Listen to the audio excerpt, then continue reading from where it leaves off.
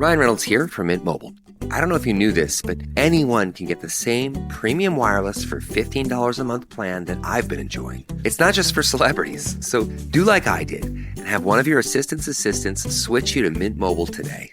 I'm told it's super easy to do at mintmobile.com/switch. Upfront payment of $45 for 3-month plan, equivalent to $15 per month required. Intro rate first 3 months only, then full price plan options available. Taxes and fees extra. See full terms at mintmobile.com.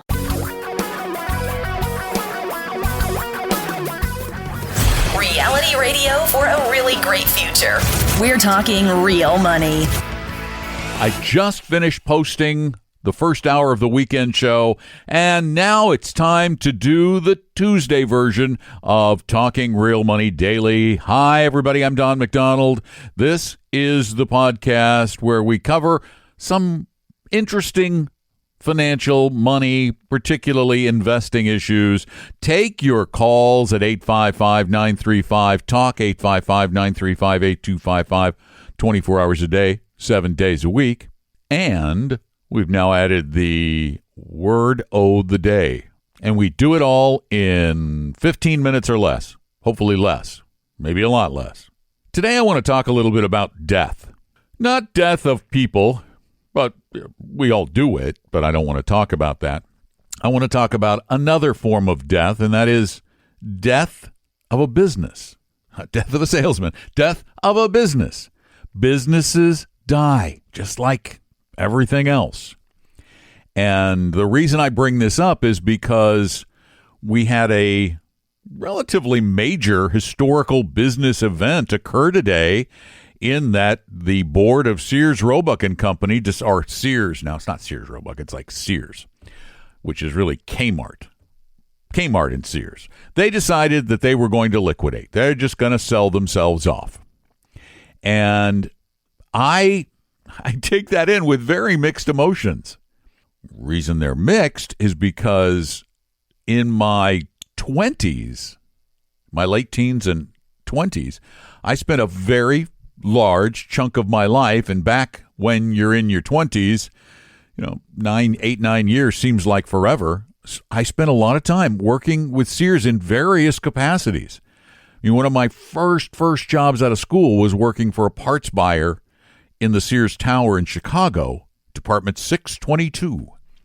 That was the stove department. And I remember the first microwaves were just coming out, and it was kind of exciting. Then I moved to Colorado, and I transferred into the service department as a parts clerk.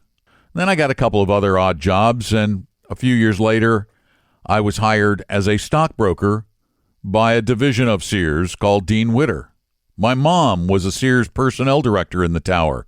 And, of course, back in those days, if you bought clothes, if you bought jewelry, if you bought appliances, if you bought tools, if you bought furniture, if you bought almost anything except groceries, where did you buy it? You probably bought some of it, at least, in Sears. And it is kind of sad to see something go away, to see a big change. But I haven't been in a Sears store in way longer than the total time I worked for Sears. It's been way over 10 years since I walked in a Sears store. I hardly even walk by them. So things die. It's sad, but things die. And it's required that things die to ensure us a robust economic future. I mean, think about it for a minute. In the place of Sears, which made a lot of sense in its day when it was a catalog and then it was a store and a catalog, in its place, we have a whole new way of buying things. Today, for example, I bought a new coffee, a new espresso maker. I ordered it online. I didn't leave my studio. I ordered it right here online, and it'll be arriving at my door in a few hours. That's a whole new way of buying products, and that is inevitably going to disrupt business. And it's going to bring about the demise of a lot more in the retail industry. We're not done yet. There will be a place for all kinds of new specialty, niche retailers. But old-fashioned retail, its days are numbered, like it or not.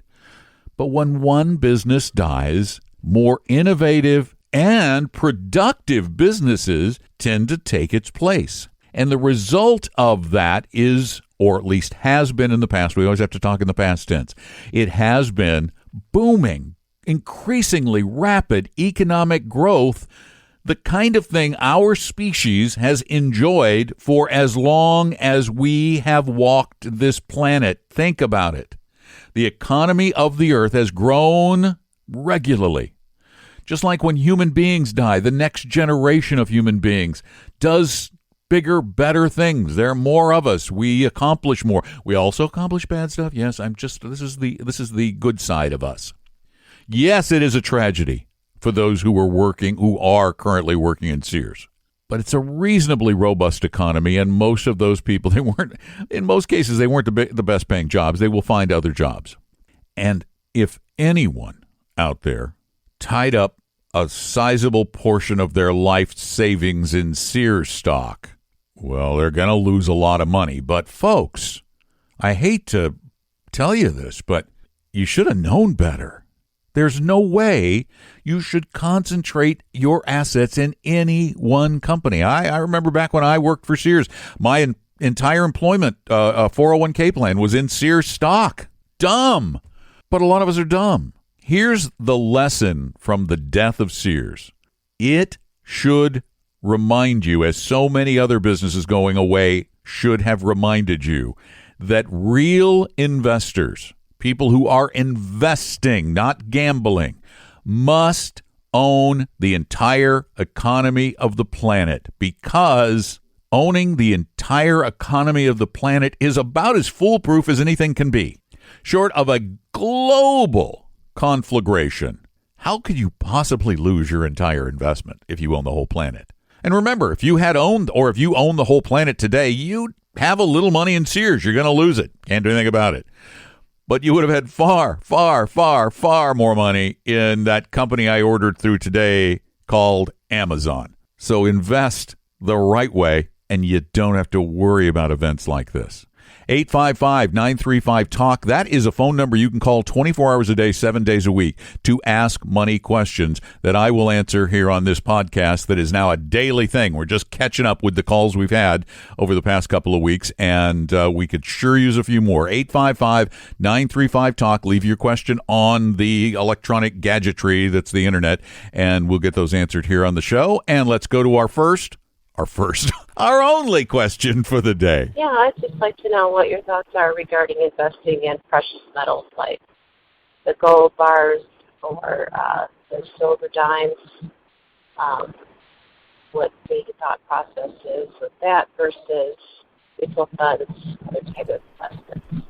Thank you. This is a question that comes up a lot. I hate precious metals. I hate precious metals. I hate precious metals as an investment. The only precious metal I own is this band on my finger that is made of white gold and yellow gold. That's the extent of my precious metals investment. Why don't I have more money in precious metals, gold, silver, whatever it might be? Because it is not an investment. We were talking a little bit earlier about Sears and Amazon. Those grew. I mean, even Sears, think about it. At one time, it was the largest retailer in the world. It grew from a guy selling watches in a catalog to the biggest retailer in the world. As of today, by the way, the market was up today quite a bit. As of today, Amazon, or at least as of yesterday, I don't know if it stuck. I think it did today. Amazon's the biggest company in the world by market value. Those things grow. Gold doesn't grow. Think about it for a minute. The global economy of 2,000 years ago compared to the value of the global economy today, which would you rather have? An ounce of gold from 2,000 years ago that was just a rock, not a coin. If it was a rare coin, yes, it would be worth a lot because of its rarity. But it was just a rock, a gold rock that existed 2,000 years ago, and they're still there. When you dig one up, it was probably there 2,000 years ago. That gold rock back in the time of the Romans would have purchased X number of potatoes. Today, it would purchase about the same number of potatoes. It makes no sense as an investment. It is a pure gamble. It serves no other useful purpose. It's worth something because we all agree it's worth something, but it's not creating value. It's not creating wealth. It's not creating income. It's not creating anything. Why own it? There's no good reason. Unless you like how it looks, you can make jewelry. And who's to say in the future it's going to be worth anything? I mean, the Bitcoin people are saying, Bitcoin, that's the new gold. Well, I don't think it is, but they say that. The Aztecs, they used vanilla beans and cocoa beans as currency. They thought gold was just something to play around with and decorate themselves with. It doesn't necessarily have any value, and it certainly can't grow. Now, yesterday, I want to give you the number again, 855-935-TALK. Call anytime. That number works all the time. Now, last thing, the word of the day. Yesterday, we started with the most obvious word, and that was stock. What's a stock? Well, today, we're going to stay in that same genre. What's a bond? It's really simple. A bond is an IOU. A company or a government or whomever borrows money from you. They sell you a bond, and they agree, like any other borrower, to pay you back in a certain amount of time with interest.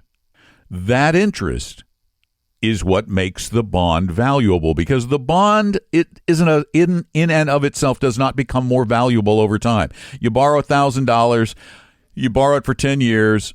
In 10 years, you're going to get $1,000 back. But in the interim, you're going to get your 5% interest. So every year, that $1,000 is going to pay you $50 in interest.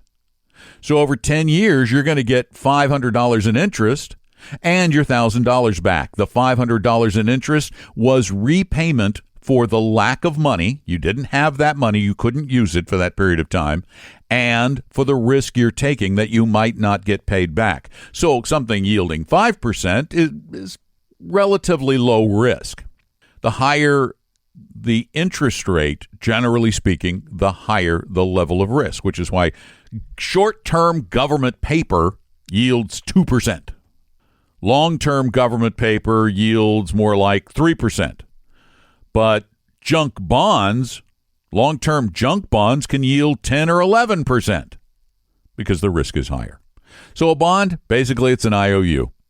You give somebody money, they give you an IOU called a bond, and they agree to pay you interest over the term of that note and pay you back at the end. Once again, give me a call anytime on Talking Real Money Daily to talk about the money issues that really do make you crazy. If you're looking at different types of investments and how they work, if someone is talking to you about doing something with them, get another opinion. It doesn't cost anything, and if you've noticed, if you've been listening, we don't try to sell you anything during the podcast. Thanks so much for listening. Give me a call, 855-935-TALK. And remember, all kinds of good stuff is available right now at our website, talkingrealmoney.com. You've got advisor interview forms. You've got our risk quiz. You can set up an appointment to talk to one of our advisors, and it's absolutely free. There's no obligation. We want to help people. And if we get clients, great. But if we don't, we still want to help you. That's why we do all this. Take care. Thanks for being here. And go check out all the other podcasts. I'm Don McDonald. Talking Real Money. We hope you realize that the information provided on Talking Real Money is for educational and hopefully enjoyable purposes only. Providing personalized financial planning or investing advice takes time, so please consult with a really good fee-only fiduciary investment, tax, or legal advisor. We know a good one. Investing must always involve risk. In other words, you can and probably will lose money at times. Also, as much as you want it, no one can accurately, consistently predict the future. So past performance doesn't tell you a darn thing about what the future will bring. Unlike many other programs that say something similar, Talking Real Money is not trying to get you to buy or sell any financial products or securities. Instead, the program is provided as a public service by Vestry, a fee-only registered investment advisor. Thanks for listening, and please visit talkingrealmoney.com for more information and disclosures. That should keep the lawyers happy.